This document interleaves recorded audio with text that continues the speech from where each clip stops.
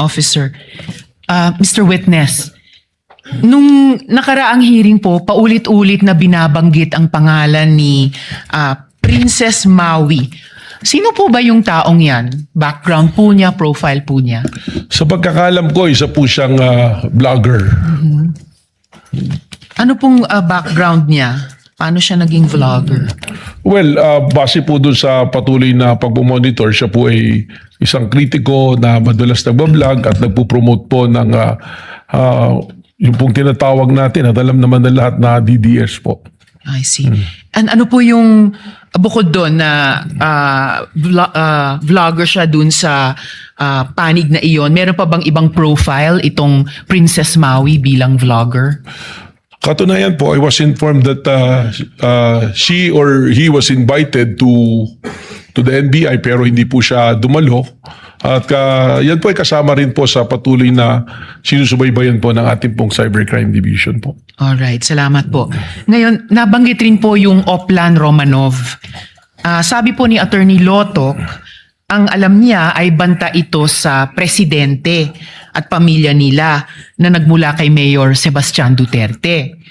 Sa kabilang banda, ayon naman kay Princess Maui, ay banta daw po yan sa buhay ni Vice Presidente at pamilyang Duterte. Pareho po ba yang iniimbestigahan ng NBI?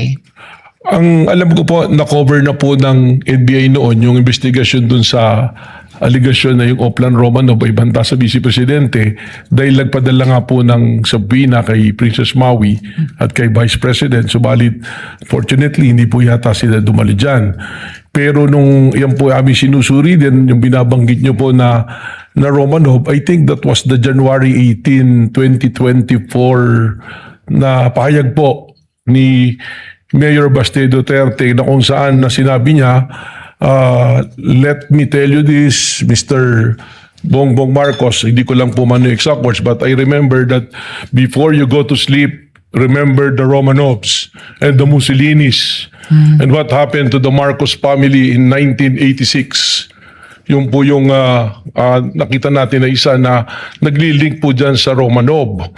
Kaya recently, narinig ko rin po yung dating director na sinasabi niya ng Oplan Romanov ay tunay na banta sa pamilya ng mga Marcoses at hindi po kay Vice President Sara Duterte.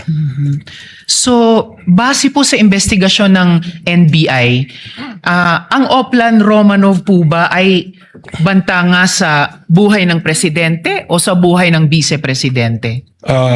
Your Honor, yan po ay kasama pa rin sa aming tinutukoy po ngayon. Kaya po meron kaming task force, kasama po yan sa aming continuing na surveillance at active investigation po. Alright.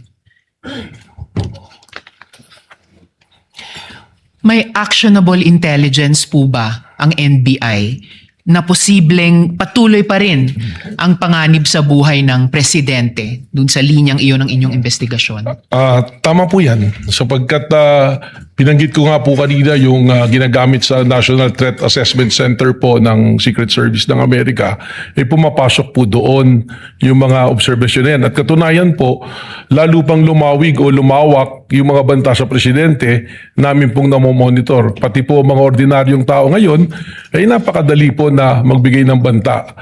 At para sa amin po, hindi lang naman po yung banta sa ating Pangulo ang aming binabantayan, kundi yung pong bantayan natin ang kaligtasan ng ating mga kababayan at isiguraduhin natin na ang democratic process po ay umiiral sa atin base sa ating pong konstitusyon po. At sa kabilang banda naman po, may actionable intelligence din po ba ang NBI na may totoong banta sa buhay naman ng Vice Presidente? Sa ngayon po, hindi po namin tinitingnan kung totoo may actionable intel. Pero base po sa aming mandato, kasama po sa mandato namin na proteksyonan po ang seguridad ng Pangulo, ng Vice Presidente, ng Senate President, ng Speaker of the House at Chief Justice. Kaya kung wala man pong task force, tuloy-tuloy naman po ang aming pong pagpamonitor dito. Pero sa ngayon, kung isusuma po natin, may actionable intelligence na may patuloy na panganib sa buhay ng presidente pero wala pang actionable intelligence na may banta din naman sa buhay ng vice-presidente. Malinaw po yun sapagkat lumabas lang naman po yun doon sa sinasabi nitong si Princess Maui. Salamat po, Mr. Witness. Salamat po, Mr. Presiding Officer. Thank you, Senator Judge Luis Ontiveros. Next